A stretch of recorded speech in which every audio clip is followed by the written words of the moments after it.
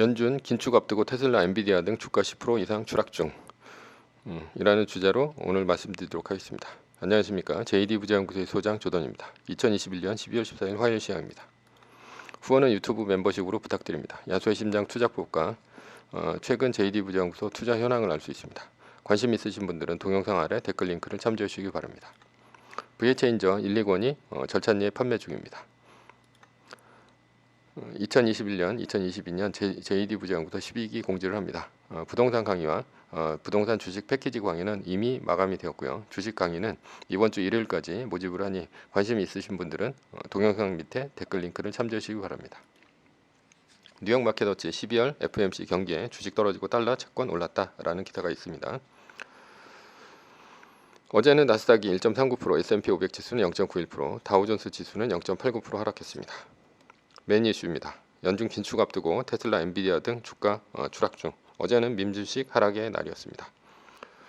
메타버스, 양자 컴퓨터, 전기차, 배터리 등 밈주식이 줄줄이 하락했습니다. 비트코인은 2021년 11월 10일 68,412달러를 최고점을 찍고 30% 하락해 47,410달러에 장을 마쳤습니다.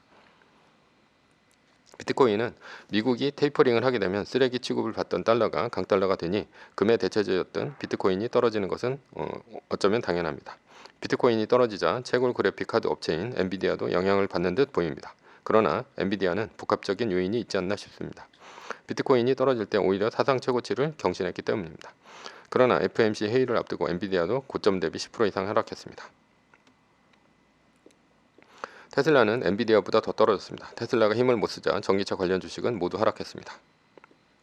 테슬라는 어제 900달러대까지 떨어지며 21.42% 하락했습니다. 밈주식뿐 아니라 사상 최고치를 경신하던 애플도 2% 넘게 하락했습니다. 애플은 오늘 174.96달러 밑으로 떨어지면 10% 리밸런싱 구간으로 들어갑니다. 이렇게 떨어진 이유가 오미크론 변이로 인한 영국의 첫 사망자 발생, FOMC 회의를 앞두고 기술주 조정이라는 얘기가 있습니다. 그러나 제가 보기엔 많이 올라서 떨어진 것으로 보입니다. 결론입니다. 미래는 알 수 없습니다. 개미들은 매뉴얼로 기계적으로 대응하면 됩니다. 서브 이슈입니다. 부자가 되려면 믿음이 있어야 하는 이유. 주식은 올라야 돈을 법니다. 따라서 오르는 주식을 사야 돈을 법니다. 장기가 아닌 장기로 투자를 해야 돈을 법니다. 왜냐하면 부자가 아닌 이들은 대부분 시드머니가 적기 때문입니다. 그러니 적은 돈을 장기로 투자해서 불려서 큰 돈을 만드는 게임입니다. 여기서 우리는 부자가 되는 과정에서 두 가지 과정이 필수라는 것을 알게 됩니다.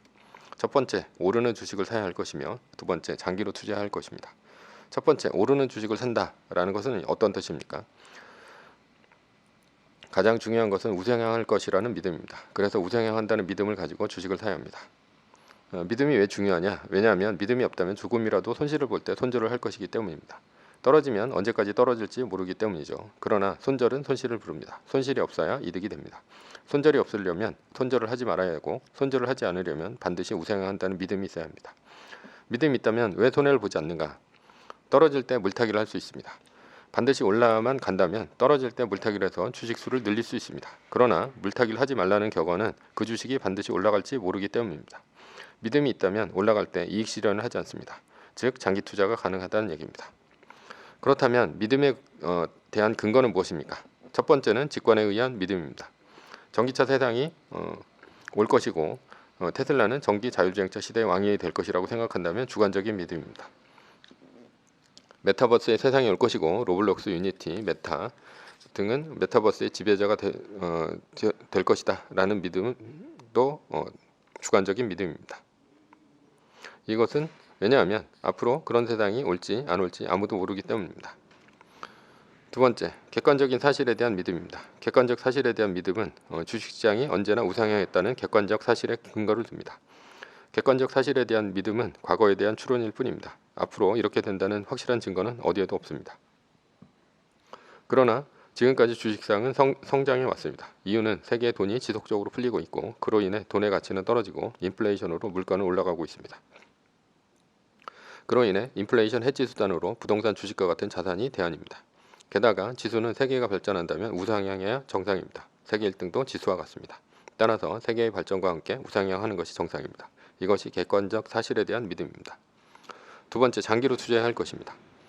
주식으로 부자가 되려면 오랫동안 장기 투자를 해야 합니다. 그러나 장기 투자를 한다고 다 부자가 되지는 않습니다. 왜냐하면 한국의 대부분의 주식들은 우하향했기 때문입니다.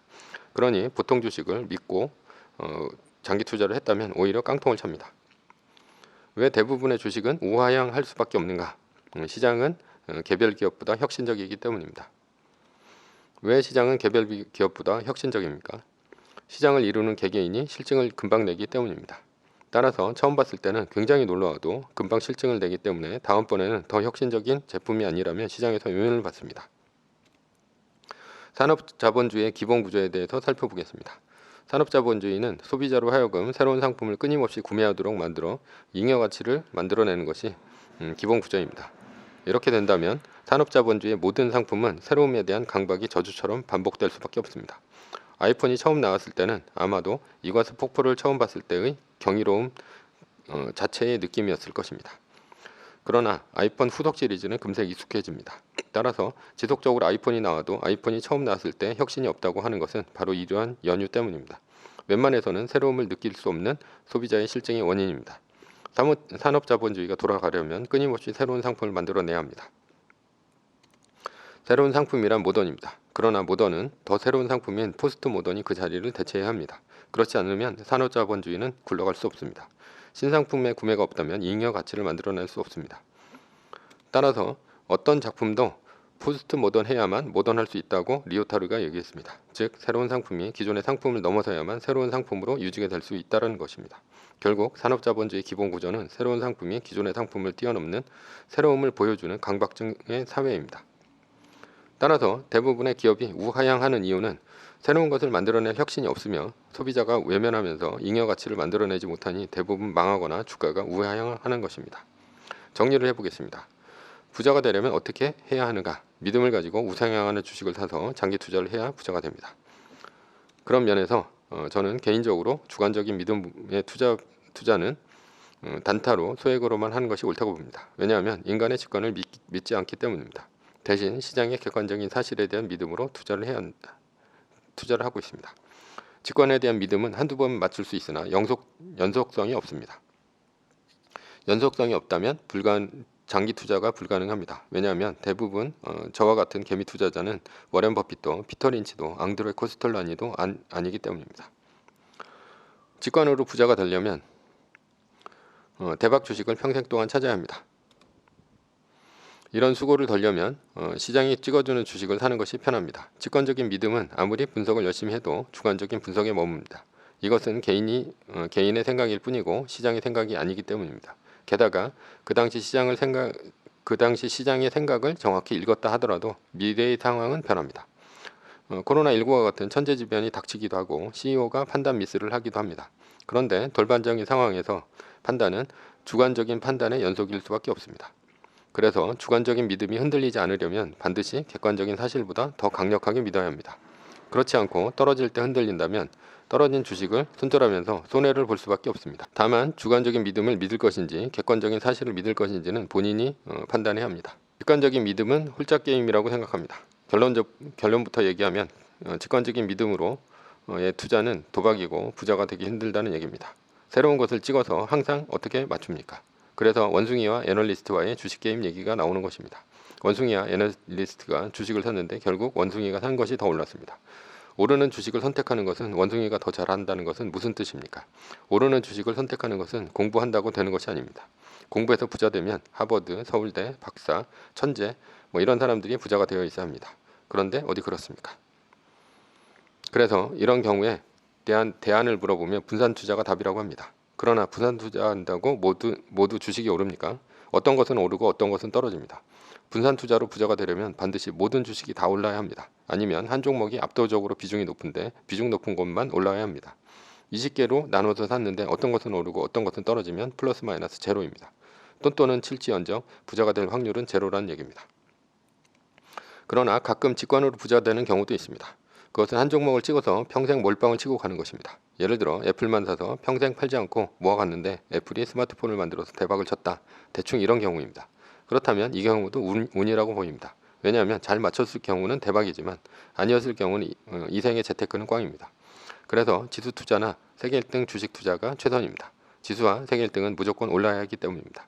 즉 시장을 따라가는 것이 무조건 이기는 게임입니다. 직관은 철저히 예측해서 하는 투자 행위입니다. 따라서 예측 투자는 천재적인 직관이 필요합니다. 객관적 사실에 대한 투자는 대응하는 투자 행위입니다. 대응하는 행위는 매뉴얼이 중요합니다. 결론입니다. 부자가 되려면 객관적인 사실에 의한 부자가 되려면 세계 1등 주식에 투자하고 매뉴얼에 따라 철저히 대응해야 합니다. 매뉴얼입니다. 세계 1등 주식은 전고점 대비 2.5% 떨어질 때마다 10%씩 팔면서 리밸런싱을 하다가 나스닥 마이너스 3%가 뜨면 말뚝을 박는 것입니다. 자세한 내용은 JD 부자연구소 다음 카페를 참조하시기 바랍니다. 두 번째, 전제는 세계 1등 주식은 우상향 합니다. 리밸런싱이나 말뚝 박기는 동영상 밑에 댓글 링크를 참조하셔도 됩니다. 위의 상황은 매뉴얼일 뿐입니다. 따를 사람은 따르고 참고할 사람은 참고하시면 됩니다. 주식을 사고 파는 것에 대한 모든 책임과 이득은 본인에게 있습니다. 매뉴얼을 지키다가 포모가 두렵다면 매뉴얼을 지키지 말고 마이너스 3%대 판 가격이나 리밸런싱 때 판 가격보다 단 1불이라도 떨어졌다면 전량 매수하시기 바랍니다. 오늘은 연준 긴축 앞두고 테슬라, 엔비디아 등 주가 10% 이상 추락 중이라는 주제로 말씀드렸고요. 지금까지 JD 부자연구소의 소장 조던이었습니다. 컨텐츠가 좋았다면 구독, 좋아요, 알람 설정 부탁드립니다. 지금까지 들어주셔서 감사합니다.